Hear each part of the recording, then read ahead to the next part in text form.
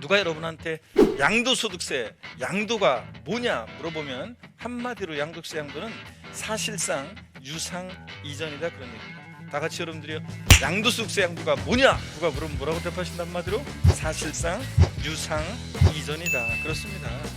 사실상 이전만 하면 돼요. 실질과 현직상. 자, 기지개도 헛간하게 제끼고 우두둑 소리가 어디서 막 나는 것 같아요.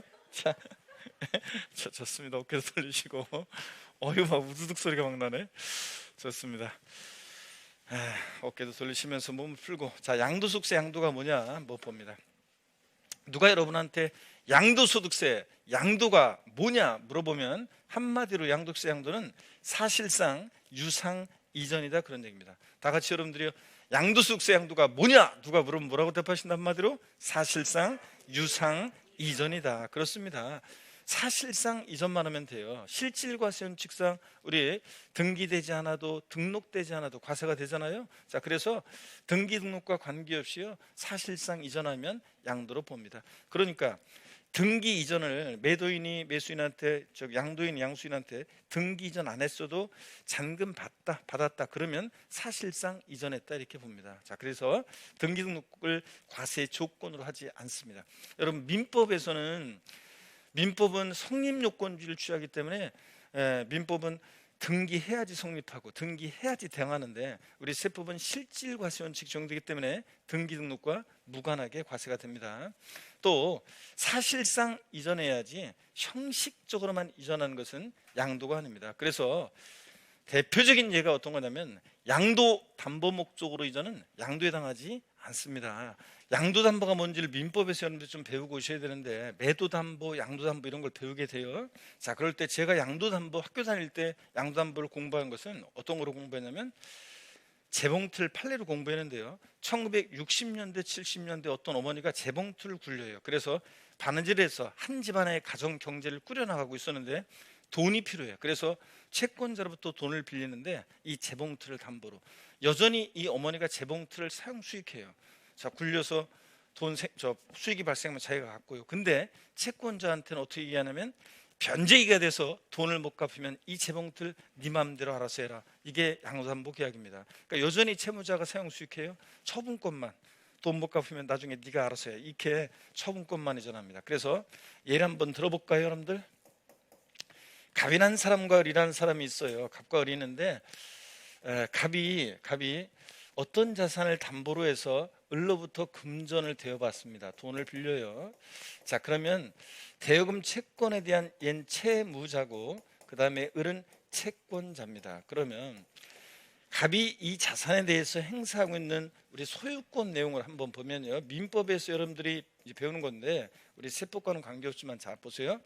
소유권이라는 하나의 권리는 사용할 수 있는 사용 권한, 그리고 수익할 수 있는 수익 권한, 그리고 처분할 수 있는 처분 권한, 이렇게 세 개의 권한으로 소유권이라는 하나의 권리가 이루어졌다 이렇게 배우게 되는데, 자, 사용 수익은 여전히 누가 하냐면 채무자가요. 근데 변제기가 돼서 돈을 못 갚으면 네 마음대로 알아서 해. 처분권은 채권자에게로 이전합니다. 그러니까 이 갑에서 을로의 이 양도 담보 목적으로 이전은 보세요. 갑에서 을로 이 양도 담보 목적으로 이전은, 갑에서 을로의 양도 담보 목적으로 이전은 양도에 해당하지 않습니다. 왜 그러냐고요? 형식적 이전이잖아요. 사실상 이전한 게 아니죠. 여전히 채무자가 사용 수익하잖아요. 그러니까 자, 이 갑에서 을로의 이 양도 담보 목적으로 이전은 양도에 해당하지 않습니다. 근데 변제기가 됐는데, 아이고 죄송합니다. 이거 편집해야 되겠다. 변제기가 됐는데 돈을 못 갚아요. 자, 그러니까 채권자가 이것을 제3자에게 매각합니다. 자, 그러면 채무 불이행 등의 사유로 변제 충당 매각했다. 이때는 양도에 해당합니다. 여러분, 완전히 대가받고 넘어가는 거죠. 이때 참고적으로 만약에 이때 채무가 3억 원이에요. 근데 이것을 매각한 매각 대금이 만약에 이게 5억 원이다. 그러면 채권자는 매각한 다음에 자기 채권 3억 원 만족을 얻고요, 나머지 2억 원은 채무자한테 돌려줍니다. 그럼 양도소득의 귀속이 누구한테 갔냐면 채무자한테 갔어요.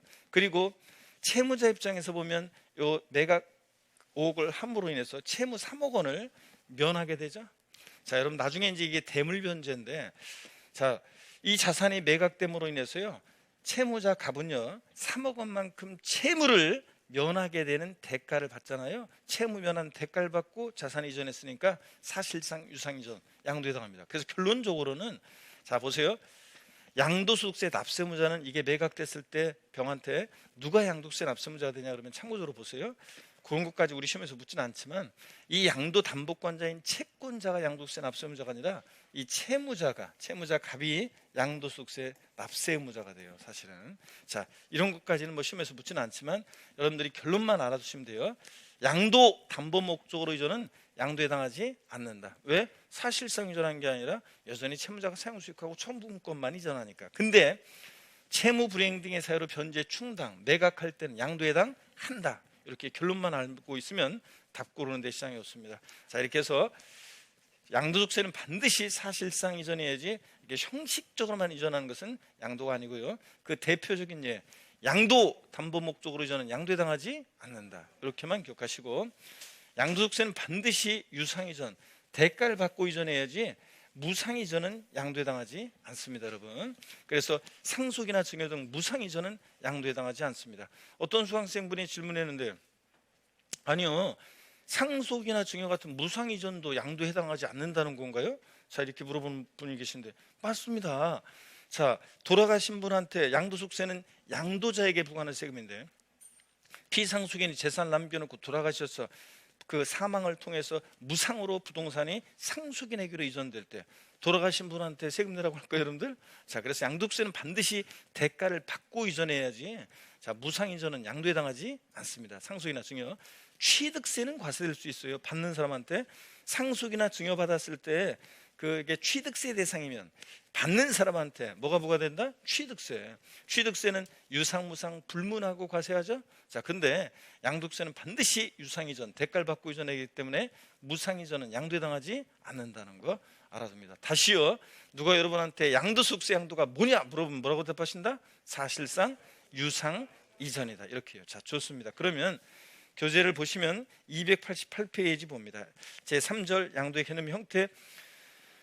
별표시 원래 2개짜리인데 오늘은 양도의 개념만 우리가 이제 볼 건데요. 별표시 2개 하시고, 양도의 정의 개념에서 1 양도의 정의입니다.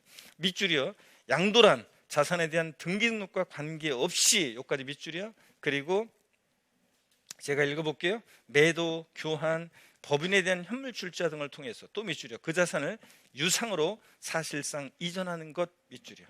자, 그러면 288페이지 요 줄근 것을 더 한마디로 줄이면 우리는 뭐라고 줄일 수 있다? 양도세 양도는 뭐다? 사실상 유상 이전이다. 좋습니다. 이렇게 줄일 수 있고요. 2번 유상 이전의 의미 봅니다. 과세상 자산을 대가를 받고 이전하는 유상 이전이 하며, 밑줄이요, 무상 이전은 어떻게 한다? 제외한다, 밑줄이요. 자, 금방 말씀을 드렸고요. 3번으로 되옵니다. 사실상 이전의 의미는 민법상 물권 변동의 요건인 등기와는 관계없다. 즉, 밑줄입니다. 소득세법에서는 실질과세 원칙에 따라서 소유권 이전 등기 등록과 같은 형식적 요건에 관계없이 과세 대상물을 사실상 이전한 경우에 양도로 본다, 밑줄짝이요. 자, 이렇게 해서 양도소득세 양도는 등기를 과세 조건으로 하지 않습니다. 등기와 무관하게 등기 이전 안 됐어도 과세가 됩니다.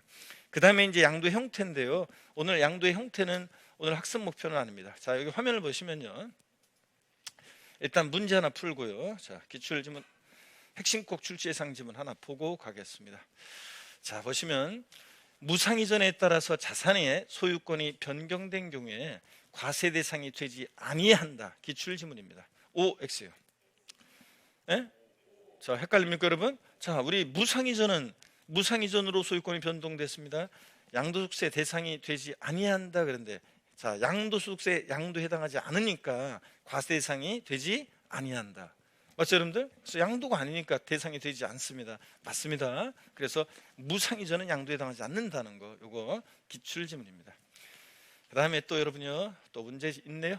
양도담보 목적으로 이전은 양도에 해당하지 않지만 양도담보 계약을 체결한 후 채무 불이행으로 인하여 당해 재산을 변제 충당한 경우에는 양도에 해당한다. OX예요.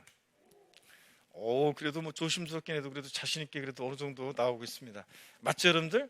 그래서 양도소득세 요 내용을 알고 있는지를 시험에서 여러 번 물어봤는데 양도담보 목적으로 저는 양도에 당하지 않습니다. 다만 채무불이행 등의 사유로 당해재산을 변제 충당 매각을 해요 제3자에게 그러면 완전히 대가받고 넘어가는 거니까 양도에 당한다고 그랬습니다. 물론 아까 양도소득세 이때 납세의무자는 누가 되냐면 양도담보권자인 채권자가 아니라 채무자가 양도세 납세의무자가 된다고 그랬습니다. 최종적으로 그 매각한 대금이 누구한테 오는 거예요?